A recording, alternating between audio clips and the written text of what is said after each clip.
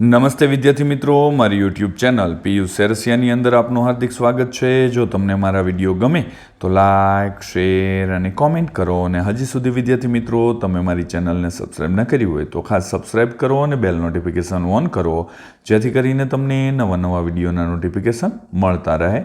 તો ચાલો વિદ્યાર્થી મિત્રો, ધોરણ 8 જે નવી સ્વાધ્યાયન પોથી આવેલી છે તેમાં એકમ છે 17મું ન્યાયતંત્ર સામાજિક વિજ્ઞાનની અંદર જોઈએ। તેમાં વિદ્યાર્થી મિત્રો બીજી માહિતી આપી દો, આ માત્ર તમારી સમજ માટે છે, નહીં કે ઉતારો કરવા કે કોપી કરવા। જ્યાં તમને મુશ્કેલી પડે ત્યાં તમારે મારા વિડીયોનો ઉપયોગ કરવાનો છે, અથવા તમે લખેલું છે તે તપાસવા માટે મારા વિડીયોનો ઉપયોગ કરજો, અથવા સમજવા માટે। ધોરણ 8ના દરેક વિષયના સ્વાધ્યાયપોથીના વિડીયો મેળવવા માટે નીચે ડિસ્ક્રિપ્શન બોક્સની અંદર પ્લેલિસ્ટ લિંક આપેલી છે, તેના ઉપરથી તમે દરેક વિષયના દરેક એકમના વિડીયો મેળવી શકશો। તો ચાલો જોઈએ પ્રશ્ન પહેલો। નીચે આપેલા દરેક પ્રશ્નના ઉત્તર માટે આપેલા વિકલ્પમાંથી સાચો વિકલ્પ શોધી ખાનામાં તેમનો અક્ષર લખવાનો છે।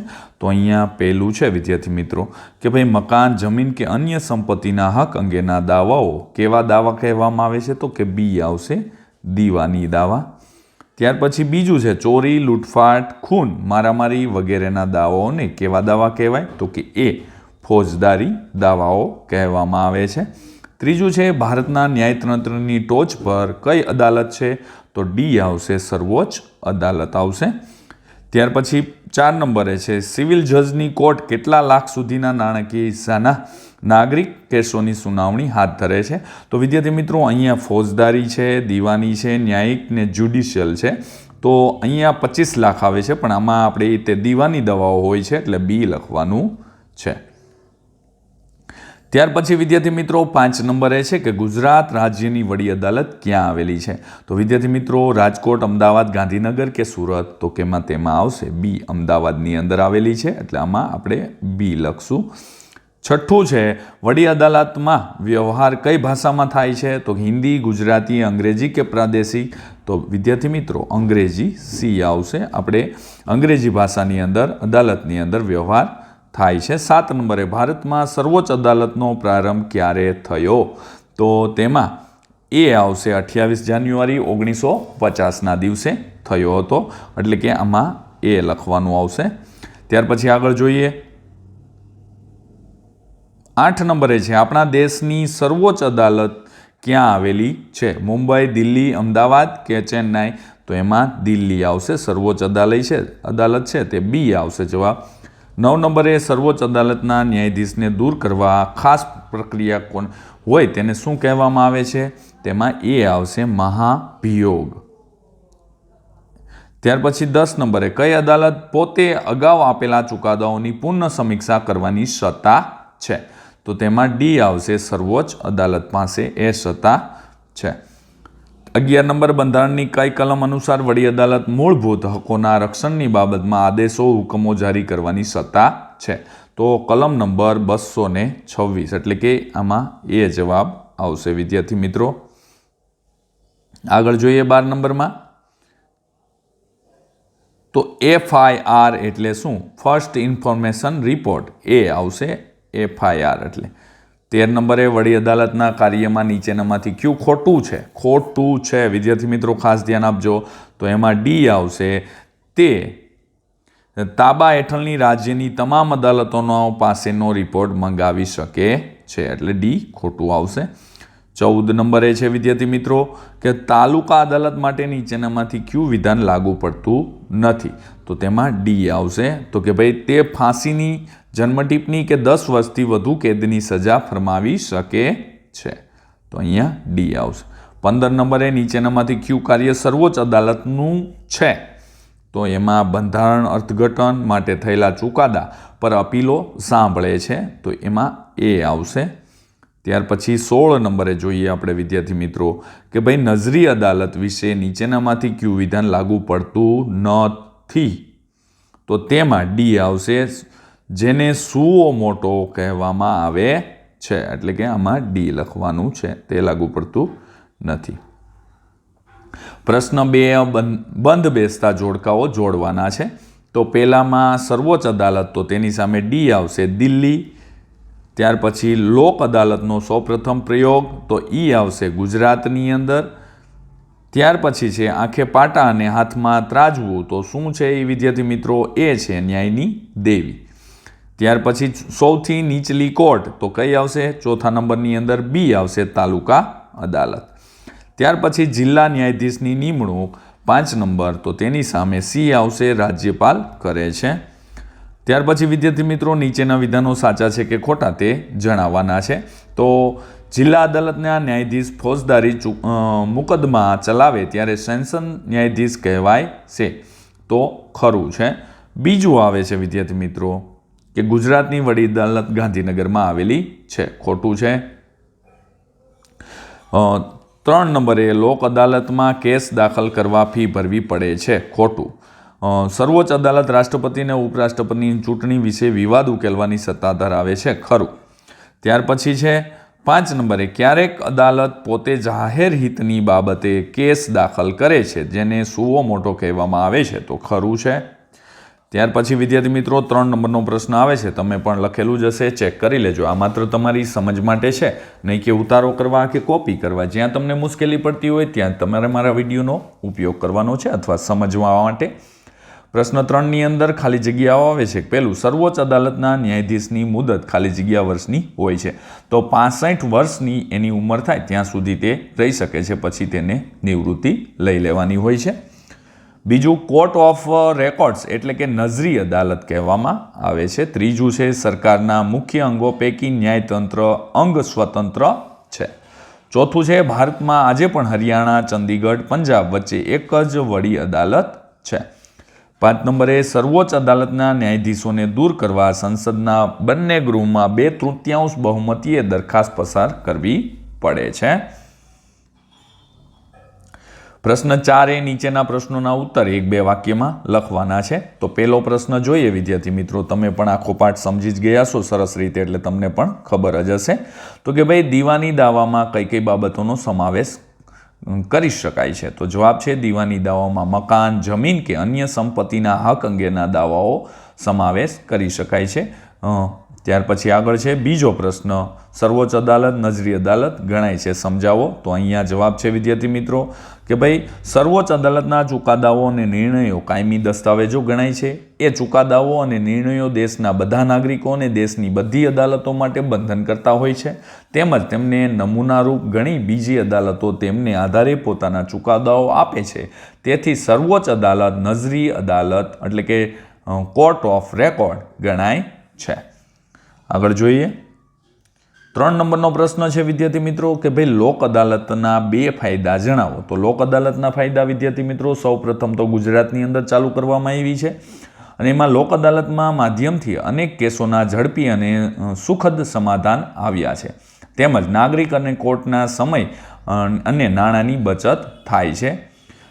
ત્યાર પછી ચોથો પ્રશ્ન છે સર્વોચ્ચ અદાલતના કોઈ પણ 2 કાર્ય જણાવો. તો જવાબ છે વડી અદાલતમાં આવે તેવા તમામ પ્રકારના દાવો સર્વોચ્ચ અદાલત સાંભળે છે. બંધારણના અર્થઘટન માટે થયેલા ચુકાદાઓ પણ અપીલ સાંભળે છે.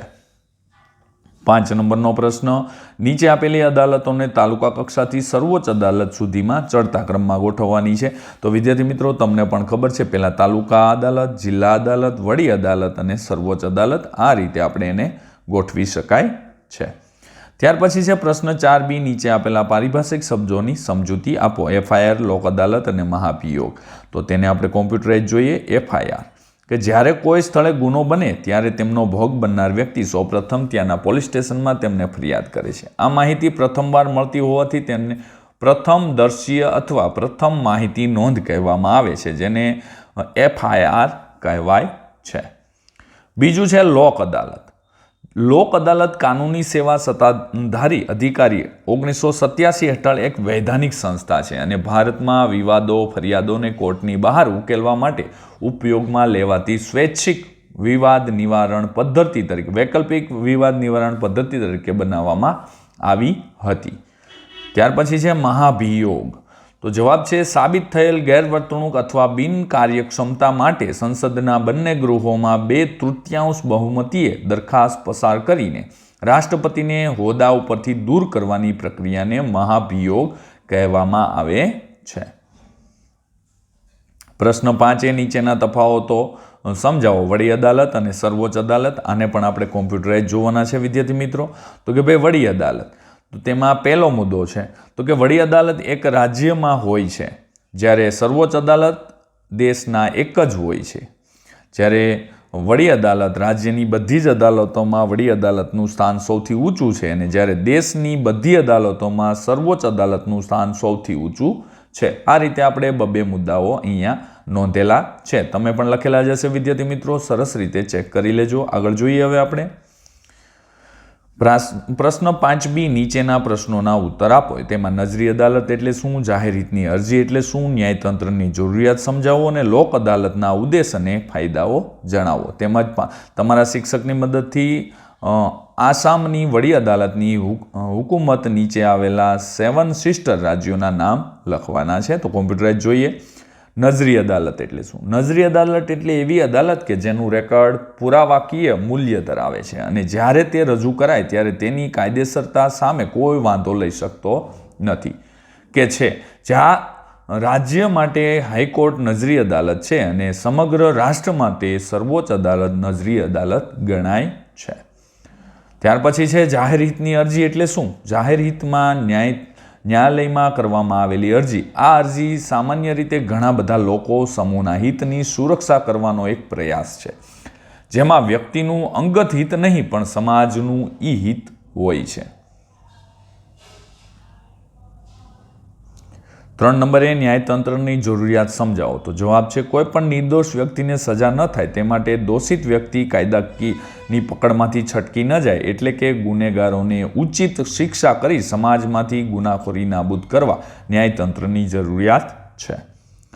4 નંબરનો પ્રશ્ન લોક અદાલતના ઉદ્દેશ અને ફાયદાઓ જણાવો. તો જવાબ છે ન્યાયતંત્રને ઝડપી અને બિનખર્ચાળ બનાવવા લોક અદાલતો કાર્યરત છે. આ લોક અદાલતોનો મુખ્ય ઉદ્દેશ કોર્ટમાં કેસ લડી રહેલા બે પક્ષો વચ્ચે ન્યાયનો વિલંબ નિવારી સુખદ સમાધાન લાવવાનો હોય છે. 5 નંબરનો પ્રશ્ન તમારા શિક્ષકની મદદથી આસામની વડી અદાલતની હુકુમત નીચે આવેલા 7 સિસ્ટર રાજ્યોના નામ જણાવો. તો તેમાં 7 સિસ્ટરના નામ છે આસામ, મણિપુર, મેઘાલય, નાગાલેન્ડ, ત્રિપુરા, મિઝોરમ અને અરુણાચલ પ્રદેશ. આ 7 રાજ્યો છે જે 7 સિસ્ટર તરીકે ઓળખાય છે. પ્રશ્ન 6 સમાચાર પત્રમાં આવતા અદાલતોના કેસના કટિંગ અહીં ચોંટાડવાના છે. તો વિદ્યાર્થી મિત્રો, તમે સરસ રીતે ક્યાંય પણથી ન્યૂઝપેપરમાંથી મળતું હોય તો તે અદાલત વિશેનું કટિંગ અહીંયા લગાવી દેવાનું છે. આગળ જોઈએ હવે આપણે પ્રશ્ન 7 નીચેનો સર્વોચ્ચ અદાલતનો ચુકાદો વાંચી પ્રશ્નોના ઉત્તર આપવાના છે. તો તમે વિદ્યાર્થી મિત્રો આ નર્મદા ડેમ વચ્ચેનો જે કેસ થયેલો હતો, નર્મદા ડેમની ઊંચાઈ વધારવા માટેનો, તે છે. તો તમે પણ વાંચેલો જ હશે. તેના ઉપરથી આપણે પ્રશ્નોના જવાબ જોઈએ. પહેલો પ્રશ્ન છે કે નર્મદા બંધની ઊંચાઈ વધે નહીં એ માટે કોણે વિરોધ દર્શાવ્યો હતો? તો જવાબ છે નર્મદા બંધની ઊંચાઈ વધે નહીં એ માટે મધ્યપ્રદેશ તથા પર્યાવરણનું જતન કરી રહેલી સ્વૈચ્છિક સંસ્થાઓએ વિરોધ દર્શાવ્યો હતો. બીજો પ્રશ્ન છે નર્મદા બંધની ઊંચાઈનો ચુકાદો ક્યારે આપવામાં આવ્યો? તો કે ભાઈ નર્મદા બંધની ઊંચાઈનો ચુકાદો 8મી માર્ચ 2006ના રોજ આપવામાં આવ્યો હતો, જે પણ ફકરામાં આપવામાં આવેલ છે. ત્રીજો પ્રશ્ન છે નર્મદા બંધ યોજના શા માટે અગત્યની હતી? તો જવાબ છે નર્મદા યોજનાથી ગુજરાત, મધ્યપ્રદેશ, રાજસ્થાન ઘણા ભાગોમાં પાણી પહોંચાડી શકાય છે અને રણને આગળ વધતું અટકાવી શકાય છે. વિદ્યાર્થી મિત્રો, તમે જ્યાં જુઓ ત્યાં નર્મદા નર્મદા અને નર્મદા સાંભળવામાં આવતું હશે. જે તમને કાને નર્મદા નર્મદા સંભળાય છે તે જ એની અગત્યતા છે. અત્યારે પીવાના પાણીની ગુજરાતમાં જે તંગીનું નિવારણ થયેલું છે કે ઉનાળામાં પાણીની રોકકળો થતી હતી તે દૂર થઈ છે, તો તે નર્મદા બંધના લીધે જ આપને પાણી મળી રહ્યું છે અને આ યોજના ગુજરાતની જીવાદોરી સમાન ગણી શકાય છે. ત્યાર પછી ચોથા નંબરે નર્મદા યોજનાથી કયા કયા રાજ્યોને લાભ મળે છે? તો કે ભાઈ નર્મદા યોજનાથી ગુજરાત, મધ્યપ્રદેશ અને રાજસ્થાનને લાભ મળે છે. વિદ્યાર્થી મિત્રો, તમે આના માટે અલગથી યુટ્યુબમાં કે એમાં સર્ચ કરશો તો તમને ખબર પડશે. ગુજરાત સૌથી મોટો પાણીનો હિસ્સો લે છે, મધ્યપ્રદેશને વીજળી મળે છે, જ્યારે રાજસ્થાનને પણ પાણી મળે છે. જે કરારો છે એ આધારિત વીજળી, પાણી એ બધું જ વસ્તુઓ દરેક રાજ્યને મળે છે. 5 નંબરનો પ્રશ્ન આદિવાસીઓના મૂળભૂત અધિકારોનો ભંગ થાય તે માટે શું કરવામાં આવશે? તો આદિવાસીઓના મૂળભૂત અધિકારોનો ભંગ ન થાય વિદ્યાર્થી મિત્રો તે માટે તે લોકોને ક્રમશઃ પુનર્વસન કરવામાં આવશે. કોર્ટે એવો ચુકાદો આપ્યો હતો કે ભાઈ જે આદિવાસી લોકોની જમીન કે મકાન કે ગામ ડૂબમાં જાય છે, જે મધ્યપ્રદેશની અંદર નર્મદા ડેમને લીધે, તો તેને એ લોકોને નવા મકાનો અને જમીન આગળ ક્યાંય પણ જગ્યા હોય ત્યાં ફાળવી આપવામાં આવે અને એમનું પુનર્વસન કરવામાં આવે. એ રીતે ડેમની ઊંચાઈ વધારવાની છૂટ આપવામાં આવી હતી. 6 નંબરનો પ્રશ્ન, આ ચુકાદો તમને કેવો લાગ્યો તેના વિશે લખો. તો કે ભાઈ જવાબ છે, આ ચુકાદો મને યોગ્ય લાગ્યો. આ ચુકાદાથી આદિવાસીઓના મૂળભૂત અધિકારોનું રક્ષણ થાય છે, એટલે કે કોઈ પણને અન્યાય થયેલો દેખાતો નથી. આગળ છે પ્રશ્ન 8, ન્યાયની દેવીનું ચિત્ર જોઈ તેના વિશે સમજાવવાનું છે. તો જવાબ નીચે લખેલો છે વિદ્યાર્થી મિત્રો. તો આપણે જોઈએ, આ ન્યાયની દેવીનું ચિત્ર છે જેની આંખે પાટા અને હાથમાં ત્રાજવું છે. આ પ્રતીક સૂચવે છે કે ગમો અણગમો રાખ્યા વિના તથા પક્ષપાત વગર ન્યાયની દેવી ન્યાય તોલે છે. ન્યાયની દેવીના હાથમાં તલવાર એ સૂચવે છે કે ગુનો સાબિત થાય તેને ચોક્કસ સજા કરવામાં આવશે. ન્યાયતંત્ર માટે આ પ્રતીક સૂચક રૂપ ગણી શકાય છે. ત્યાર પછી પ્રશ્ન 9, ચાલો પ્રવૃત્તિ કરીએ. તમારા શિક્ષકની મદદથી નજીકના પોલીસ સ્ટેશનની મુલાકાત લઈ ન્યાયતંત્ર માટે અને તેમની ભૂમિકા વિશે સમજ મેળવવાની છે. તો આપણે જવાબ છે, પોલીસ દેશના નાગરિક સુરક્ષા પૂરી પાડવાનું કાર્ય કરે છે. અપરાધોને રોકવા માટે પોલીસ દળ પાસે પ્રમાણમાં મર્યાદિત પરંતુ અસરકારક સત્તાઓ હોય છે. પોલીસ સમાજ માટે ખૂબ ઉપયોગી છે. તે કાનૂન અને વ્યવસ્થાની જાળવણી રાખવામાં સહયોગ આપે છે. દેશની સંપત્તિને નુકસાન ન થાય તે માટે પોલીસ હંમેશા કાર્યશીલ અને તત્પર રહે છે. થયેલા અપરાધની પૂરેપૂરી તપાસ કરી તારણો ન્યાયતંત્ર સમક્ષ રજૂ કરવાનું કામ પોલીસ કરે છે. જો બાળમિત્રો તમને મારો આ વિડીયો સારો લાગ્યો હોય તો લાઇક કરજો, શેર કરજો અને કોમેન્ટ કરજો. અને હજી સુધી વિદ્યાર્થી મિત્રો તમે મારી ચેનલને સબસ્ક્રાઈબ ન કરી હોય તો ખાસ સબસ્ક્રાઈબ કરજો અને બેલ નોટિફિકેશન ઓન કરજો, જેથી કરીને તમને નવા નવા વિડીયોના નોટિફિકેશન મળતા રહે. તેમજ વિદ્યાર્થી મિત્રો ધોરણ 8ના દરેક વિષયના દરેક એકમના વિડીયો મેળવવા માટે નીચે ડિસ્ક્રિપ્શન બોક્સની અંદર પ્લેલિસ્ટ લિંક આપેલી છે, તેના ઉપરથી દરેક વિષયના દરેક એકમના વિડીયો તમે સરળતાથી મેળવી શકશો. અને બીજું વિદ્યાર્થી મિત્રો, આ માત્ર તમારી સમજ માટે છે, ખાસ ધ્યાન આપજો. તમને જો પ્રશ્ન લખેલા ના હોય તો પહેલાં તમે સમજી લેજો અને પછી તમે જાતે લખવાનો પ્રયત્ન કરજો, જેથી કરીને તમને પરીક્ષાની અંદર પણ સરળતાથી આ પ્રશ્નોના જવાબ આવડી જાય